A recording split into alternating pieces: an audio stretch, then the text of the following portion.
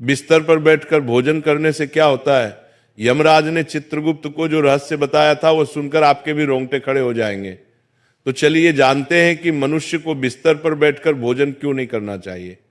एक बार यमलोक में यमराज अपने सभागार में सिंहासन पर विराजमान थे और उनके समीप चित्रगुप्त बैठकर विनम्रता पूर्वक बात कर रहे थे। वार्तालाप के दौरान चित्रगुप्त ने यमराज से जिज्ञासा प्रकट की, हे प्रभु, कृपा करके मेरी कुछ शंकाओं का समाधान कीजिए। मनुष्य को भोजन किस प्रकार से करना चाहिए? भोजन करने के लिए उचित दिशा और स्थान कौन सा है? किन स्थान पर बैठकर भोजन नहीं करना चाहिए? भोजन से पूर्व क्या करना चाहिए और भोजन के बाद क्या करना चाहिए? किसके घर का भोजन नहीं करना चाहिए? किन स्थान पर बैठकर भोजन करने से आयु कम होती है? कृपया करके मेरे इन सभी प्रश्नों का उत्तर दीजिए। यमराज मुस्कुराए और चित्रगुप्त को उत्तर देते हुए बोले, हे चित्रगुप्त, तुमने बहुत उचित प्रश्न पूछे हैं। वास्तव में इन सभी प्रश्नों का उत्तर मनुष्य के आचार व्यवहार और उसकी आदतों में छिपा होता है। जैसा आचरण मनुष्य करता है वैसा ही फल उसे भोगना पड़ता है। अच्छे आचरण से सुख और दीर्घायु प्राप्त होती है, वहीं अनुचित आदतों के कारण दुख और अकाल मृत्यु तक हो सकती है। मनुष्य को भोजन करते समय शास्त्रों के नियमों का पालन अवश्य करना चाहिए। जो भी मनुष्य शास्त्रों के नियमों का पालन करते हुए भोजन ग्रहण करता है वो निश्चित ही दीर्घायु होता है। उसका शरीर रोग और व्याधियों से दूर रहता है, उसके शरीर में पाप वास नहीं करते हैं। इसीलिए भोजन करते समय मनुष्य को दिशा, स्थान, समय और उम्र का ध्यान अवश्य रखना चाहिए। यह सुनकर चित्रगुप्त ने विनीत स्वर में कहा, हे प्रभु, कृपया इन रहस्यों को विस्तार से समझाएं। भोजन संबंधी जो जो नियम है मुझे विस्तार से बताइए। यमराज गंभीर स्वर में बोले, हे चित्रगुप्त, तुम्हारे प्रश्नों का उत्तर देने से पहले मैं तुम्हें एक प्राचीन कथा सुनाता हूं। इस कथा को ध्यान से सुनो, इसमें तुम्हें तुम्हारे सभी प्रश्नों के उत्तर मिल जाएंगे। ये कथा अत्यंत शिक्षाप्रद है। जो भी इस कथा का श्रद्धा पूर्वक श्रवण करेगा और उसका प्रचार करेगा, उसके 32 प्रकार के पाप मैं क्षमा कर दूंगा। यह सुनकर चित्रगुप्त हर्षित हो गए और बोले, हे धर्मराज, आपके मुख से इस महान कथा को सुनना मेरा सौभाग्य है। मैं ध्यान पूर्वक इसे अवश्य सुनूंगा। फिर यमराज चित्रगुप्त को प्राचीन कथा सुनाने लगते हैं। वो कथा मैं आपको सुनाऊंगी। प्रिय श्रोताओं, ये कथा बहुत ही ज्ञानवर्धक है। इस कथा को आप अंत तक जरूर सुने। प्राचीन काल में मगध देश के विजयपुर नामक राज्य में चंद्रकेतु नाम के प्रतापी और धर्मपरायण सम्राट राज्य करते थे। उस राज्य में प्रकृति की भरपूर संपदा थी और प्रजा अत्यंत सुखी एवं संतुष्ट थी। राजा चंद्रकेतु गुणवान, बुद्धिमान तथा दयालु हृदय के थे। वह सदैव प्रजा के हित में प्रयत्नशील रहते और यज्ञ, दान व जनकल्याण के अनेक कार्य करते रहते थे। प्रजाजन उन्हें पिता के समान आदर एवं प्रेम देती थी। राजा की पत्नी रानी शीलवती भी उतनी ही धर्मपरायण, सुंदर और सदाचारी थी। रानी शीलवती प्रतिदिन पूजा पाठ करती, जरूरतमंदों को अन्न वस्त्र दान करती और सच्चे हृदय से प्रजा के कल्याण की कामना करती थी। इस दिव्य दंपति के राज्य में सभी सुखी थे, किंतु एक दुख था जो राजा रानी के हृदय को सालता रहता था। वह दुख था संतान न होना। राजा चंद्रकेतु और रानी शीलवती की कोई संतान नहीं थी। वर्षों बीत गए, उन्होंने अनेक व्रत, पूजा और यज्ञ किए, देवी देवताओं से प्रार्थना की, ऋषि मुनियों की सेवा की, परंतु उन्हें पुत्र या पुत्री प्राप्त नहीं हुई। दोनों इस बात से अत्यंत दुखी रहते थे। राजा अपने महल में कई बार चिंतित होकर सोचते, मैंने ऐसा कौन सा पाप किया है जो मुझे पुत्र सुख से वंचित रहना पड़ रहा है। राज्य में सब कुछ है, प्रजा सुखी है, पर मेरे वंश को आगे ले जाने वाला कोई उत्तराधिकारी नहीं। क्या मेरे पुण्यों में कमी रह गई या पूर्व जन्म के किसी अपराध का फल मुझे मिल रहा है? राजा चंद्रकेतु दिन प्रतिदिन अधिक उदास रहने लगे। प्रजा को जब ये पता चला कि राजा अपनी संतानहीनता के कारण दुखी है तो राज्य के लोग भी चिंता करने लगे। सब ईश्वर से प्रार्थना करते कि राजा रानी को शीघ्र संतान सुख प्राप्त हो। एक दिन राजा ने निश्चय किया कि वे किसी महापुरुष की शरण लेकर अपनी समस्या का हाल पूछेंगे। उन्हें स्मरण आया कि महान तपस्वी ऋषि वशिष्ठ इस समय निकटवर्ती वन में आश्रम बनाकर तप कर रहे हैं। ऋषि वशिष्ठ त्रिकालदर्शी एवं दिव्य दृष्टि वाले महात्मा हैं। वे अवश्य ही इस रहस्य को जान सकते हैं। राजा ने निश्चय किया कि वे स्वयं आश्रम जाकर ऋषि वशिष्ठ से मार्गदर्शन मांगेंगे। अगले ही दिन प्रातः राजा चंद्रकेतु कुछ सहयोगियों सहित अपने रथ पर सवार होकर वन की ओर चल पड़े। शीघ्र ही राजा वशिष्ठ मुनि के शांत आश्रम पहुंचे, जो हरे भरे वृक्षों से घिरा था और जहां पक्षियों का मधुर कलरव गूंज रहा था। ऋषि वशिष्ठ आश्रम के द्वार पर ही मानो उनकी प्रतीक्षा कर रहे थे। राजा को आते देख ऋषि ने मुस्कुराकर स्वागत किया और बोले, राजन, हमारे आश्रम में तुम्हारा स्वागत है। आज इधर आने का क्या कारण है? सब कुशल तो है? कहीं राज्य कार्य से विरक्त होकर संन्यास लेने का विचार तो नहीं बना लिया? इतना कहकर ऋषि ने हल्की मुस्कान की, फिर गंभीर हो गए। राजा चंद्रकेतु ने हाथ जोड़कर विनम्रता से कहा, हे मुनिवर, राज्य कार्य भली भांति चल रहा है, संन्यास लेने का इरादा नहीं है, पर मैं एक भारी चिंता के कारण व्याकुल होकर आपकी शरण में आया हूं। आप जगत के रहस्यों के जाता है, मेरी शंका का समाधान केवल आप ही कर सकते हैं। शिष्य वशिष्ठ ने सहानुभूति भरे स्वर में पूछा, राजन, आप जैसे प्रतापी और धर्मनिष्ठ राजा को भला किस बात का दुख हो सकता है? निश्चय ही आपकी प्रजा सुखी है, राज्य समृद्ध है। फिर भी यदि आपके मन में कोई शंका या कष्ट है तो निसंकोच कहिए, मैं यथाशक्ति अवश्य सहायता करूंगा। तब राजा चंद्रकेतु ने दुखी स्वर में अपनी व्यथा सुनाई। हे मुनिवर, मेरे जीवन में एक ही अभाव है, मेरी कोई संतान नहीं है। मैंने अनेक यज्ञ उपवास किए, तीर्थों के दर्शन किए, ब्राह्मणों को दान दिया, हर संभव प्रयास किया, किंतु भाग्य ने मुझे संतान सुख से वंचित रखा है। कृपा कर ये बताएं कि ऐसा कौन सा अपराध मुझसे हुआ है जो मुझे संतानहीन रहने का दंड मिला है? मेरे बाद मेरे राज्य का उत्तराधिकारी कौन होगा? मेरा वंश कैसे आगे बढ़ेगा? मेरे मन की ये पीड़ा दूर कीजिए और ये बताइए कि संतान प्राप्ति के लिए मुझे क्या उपाय करना चाहिए। राजा की व्यथा सुनकर ऋषि वशिष्ठ ने कुछ पल के लिए आंखें मूंद ली और अपनी दिव्य दृष्टि से राजा के पूर्व जन्म के कर्मों का निरीक्षण करने लगे। ध्यान मग्न ऋषि पर राजा की निगाह टिकी थी। कुछ क्षण बाद ऋषि ने आंखें खोलकर कहा, हे राजन, जो कुछ मैं बता रहा हूं उसे धैर्यपूर्वक सुने। आपके संतान न होने का कारण आपके पूर्व जन्म के कर्म में छिपा है। पिछले जन्म में अनजाने में आपसे एक पाप हुआ था, जिसका दंड आपको इस जन्म में संतानहीनता के रूप में मिल रहा है।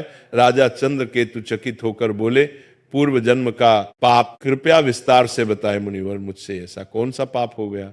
वशिष्ठ जी बोले, पूर्व जन्म में आप एक साधारण शिकारी थे और वन में शिकार करके जीविका चलाते थे। मूलतः आप बुरे हृदय के नहीं थे, पर शिकार के दौरान कभी कभी अधर्म हो ही जाता है। एक दिन की बात है, आप जंगल में एक हिरण का पीछा करते करते बहुत दूर निकल गए। वहां एक हरी भरी जगह पर एक गौ माता अपने बछड़े को दूध पिला रही थी। दुर्भाग्यवश आपको वह दिखाई नहीं दी। आपको लगा शायद हिरण झाड़ियों के पीछे है और आपने उसी ओर तीर चला दिया। वह तीर सीधे उस गौ माता को जा लगा। बेचारी गाय बुरी तरह घायल हो गई और पीड़ा से भूमि पर गिर पड़ी। उसका बछड़ा डरकर कांपने लगा। जब आपको अपनी भूल का पता चला तो आप बहुत पछताए और भागकर गाय के पास पहुंचे। आपने तुरंत उपचार का प्रयत्न किया, पर कुछ देर बाद उस गाय ने तड़प कर प्राण त्याग दिए। हे राजन, गौ माता को अकारण कष्ट पहुंचाने के कारण ही आपको वर्तमान जन्म में संतान सुख से वंचित रहना पड़ा है। गाय परम पवित्र प्राणी है और उसे गौ माता कहा जाता है। उसकी पीड़ा का पाप बहुत बड़ा होता है। भले ही वह अनजाने में हुआ, लेकिन पिछले जन्म में आपके हाथों यह पाप हुआ था, इसलिए इस जन्म में आपको पुत्रहीन रहने का श्राप मिला। पूर्व जन्म का यह रहस्य सुनकर राजा चंद्रकेतु के नेत्रों से आंसू बहने लगे। वे दुखी होकर बोले, मुनिवर, मुझे पछतावा है कि पिछले जन्म में मुझे ऐसा अनर्थ हो गया। मैंने अज्ञानवश गोहत्या का पाप किया। अब बताइए कि इस पाप से मुक्ति का कोई मार्ग है क्या? कोई प्रायश्चित है जो मैं कर सकता हूं? कृपा करके मुझे इस पाप से उबरने का उपाय बताएं।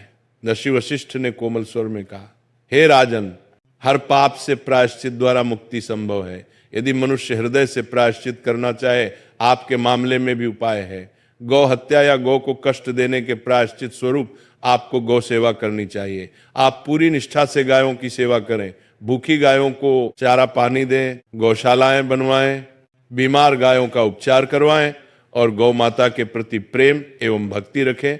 गौ सेवा से बढ़कर कोई पुण्य नहीं है। इसी से आपके पूर्व जन्म के पाप का शमन हो सकेगा। राजा चंद्रकेतु ने आशिक के चरण पकड़ लिए और कृतज्ञता से बोले, मुनिवर, आपने मेरी आंखें खोल दी। मैं अवश्य आपके बताए मार्ग का पालन करूंगा। गौ माता की सेवा करके ही मैं अपने पाप धोने का प्रयास करूंगा। दस्य वशिष्ठ ने आशीर्वाद देते हुए राजा को विदा किया। राजा चंद्रकेतु आश्रम से लौटकर पूरी निष्ठा के साथ गौ सेवा में जुट गए। उन्होंने राज्य भर में गौशालाएं बनवाई और स्वयं प्रतिदिन गायों की देखभाल व पूजन करने लगे। रानी शीलवती भी गौ माता की सेवा में बराबर लगी रही। उन्हें पूर्ण विश्वास था कि गौ सेवा से उनके जीवन का अंधकार अवश्य दूर होगा। कई महीनों तक निरंतर श्रद्धा पूर्वक गाय की सेवा करने के बाद भगवान ने उनकी प्रार्थना सुनी। रानी शीलवती ने अंततः एक सुंदर पुत्र को जन्म दिया। वर्षों बाद संतान सुख पाकर राजा रानी की खुशियों का ठिकाना न रहा। पूरे राज्य में आनंद मनाया गया और उस शुभ अवसर पर प्रजा ने भी हर्षोल्लास से उत्सव मनाया। समय बीतता गया। राजकुमार हृष्ट पुष्ट बालक के रूप में बड़ा होने लगा। राजा रानी ने उसका लालन पालन बड़े लाड प्यार से किया। वर्षों बाद संतान मिलने के कारण राजकुमार की प्रत्येक इच्छा पूरी करते थे। माता पिता को प्रसन्न रखने के लिए महल के सेवक भी राजकुमार को दुलार देते और कभी किसी बात के लिए उसे कठोर अनुशासन में नहीं रखा जाता था। अत्यधिक लाड़ प्यार के कारण राजकुमार अनुशासनहीन होने लगा था। हालांकि वह हृदय से बड़ा नहीं था। बचपन से ही उसे मन मर्जी करने की छूट मिल गई थी। वह सुबह देर तक सोया रहता और बिना नहाए धोए रसोई से नाश्ता मांग लेता। कभी भोजन कक्ष में जाने का कष्ट नहीं करता, बल्कि बिस्तर पर ही भोजन करने की जिद करता। महल के दास दासियां सोने की थाली में तरह तरह के पकवान सजाकर राजकुमार के शयन कक्ष तक ले आते। राजा या रानी उसे डांटते टोकते नहीं थे और सेवक भी उसकी हर इच्छा पूरी करते थे। राजगुरु सहित कुछ बुजुर्गों ने कभी कभार राजकुमार को समय पर स्नान करने और उचित स्थान पर बैठकर खाने की सलाह भी दी, परंतु माता पिता ने प्रेमवश उसकी गलतियों को अनदेखा कर दिया। रानी शीलवती भी बेटे की हर फरमाइश पूरी करती थी और चाहती थी कि उसका बचपन हंसी खुशी बीते। इस प्रकार राजकुमार युवा किशोर अवस्था तक आया। देखते देखते वह 16 वर्ष का हो गया। राजा चंद्रकेतु ने मन ही मन उसे अपना उत्तराधिकारी मानना शुरू कर दिया था, किंतु विधि को कुछ और ही मंजूर था। 16 वर्ष की आयु में राजकुमार अचानक एक गंभीर रोग से पीड़ित हो गया। राजवैद्य ने इलाज में कोई कसर न छोड़ी। दूर दूर से वैद्य बुलाए गए और यज्ञ प्रार्थनाएं भी की गईं, किंतु कुछ भी कारगर नहीं हुआ। कुछ ही दिनों के भीतर दुर्भाग्यवश उस किशोर राजकुमार ने अपने प्राण त्याग दिए। इस आकस्मिक वज्रपात से राजा रानी पर दुखों का पहाड़ टूट पड़ा और पूरे राज्य में शोक छा गया। इस घटना के बाद राजा चंद्रकेतु ने राजपाट त्यागने का निर्णय कर लिया।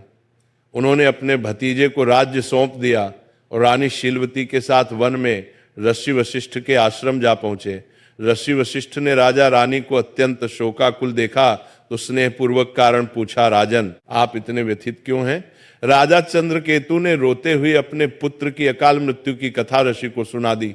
तब ऋषि वशिष्ठ ने ध्यान लगाकर अपनी दिव्य दृष्टि से कारण जानने के बाद कहा, हे राजन, आपके पुत्र की आयु क्षीण होने का कारण उसके अपने ही आचरण में था। आपको पूर्व जन्म के पुण्य फल से पुत्र की प्राप्ति तो हुई, किंतु आपके पुत्र ने बचपन से ही कुछ ऐसी अनुचित आदतें अपनाई जिनके परिणाम स्वरूप उसे अल्पायु में ही मृत्यु का सामना करना पड़ा है।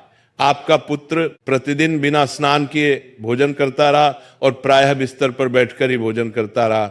जो मनुष्य बिना नहाए धोए भोजन करता है उसकी आयु क्षीण हो जाती है, और जो मनुष्य बिस्तर पर बैठकर भोजन करता है उसके शरीर में विभिन्न रोग उत्पन्न हो जाते हैं और उसके जीवन के भी असमय समाप्त हो जाने की आशंका रहती है। अनेक औषधियों और प्रयासों के बावजूद आपका पुत्र बचाया नहीं जा सका, क्योंकि उसकी देह उन अपवित्र आदतों का शिकार हो चुकी थी।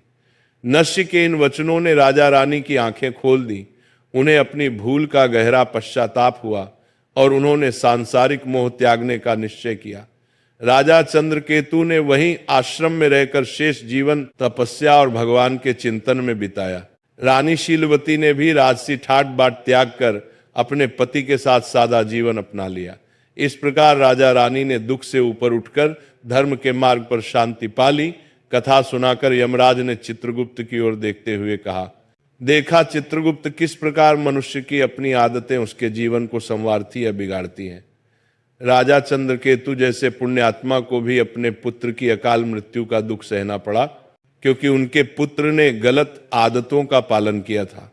अतः प्रत्येक मनुष्य को सावधान रहना चाहिए कि वह किस प्रकार का आचरण कर रहा है।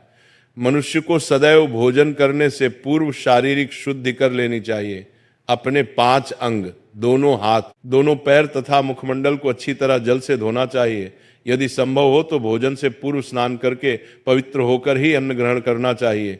बिना स्नान किए भोजन करना शास्त्रों में वर्जित है।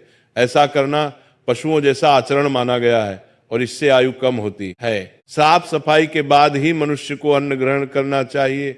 भोजन आरंभ करने से पूर्व मनुष्य को अन्नपूर्णा देवी तथा परमात्मा को स्मरण कर धन्यवाद देना चाहिए, जिनकी कृपा से ये भोजन प्राप्त हुआ है। साथ ही प्रार्थना करें कि संसार के अन्य सभी प्राणियों को भी आहार प्राप्त हो। इस प्रकार मन ही मन ईश्वर को प्रणाम करके आदर पूर्वक भोजन करने से अन्न पवित्र रहता है और वह शरीर को पूर्ण पोषण देता है। भोजन करते समय बैठने का स्थान भी शुद्ध और उचित होना चाहिए। जमीन पर चटाई बिछाकर पालथी मारकर बैठकर भोजन करना श्रेष्ठ माना गया है।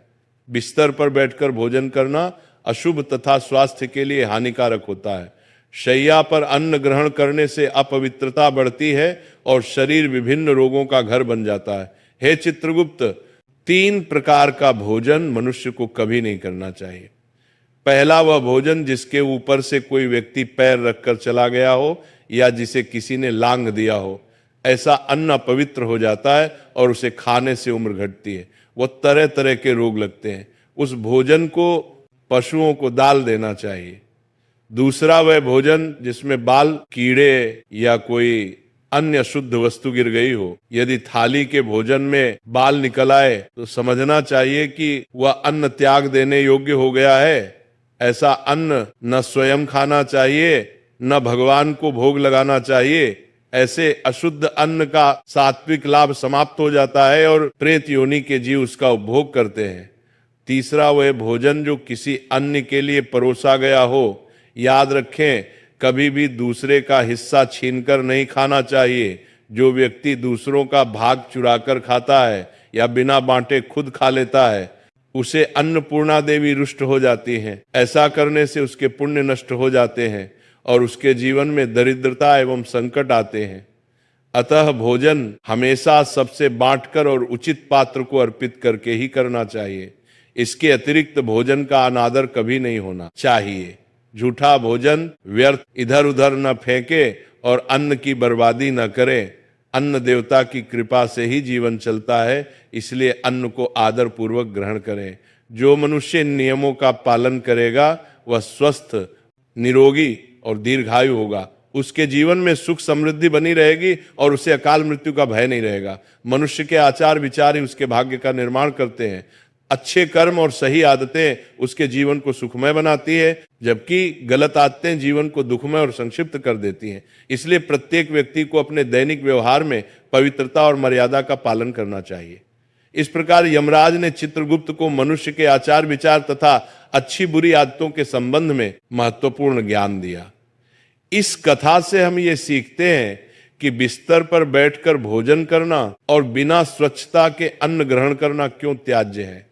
हमें सदैव शास्त्रोक्त मर्यादाओं का पालन करते हुए पवित्र आचरण अपनाना चाहिए, ताकि हमारे जीवन में सुख, स्वास्थ्य और शांति बनी रहे। तो इस प्रकार से यमराज ने चित्रगुप्त को अत्यंत महत्वपूर्ण ज्ञान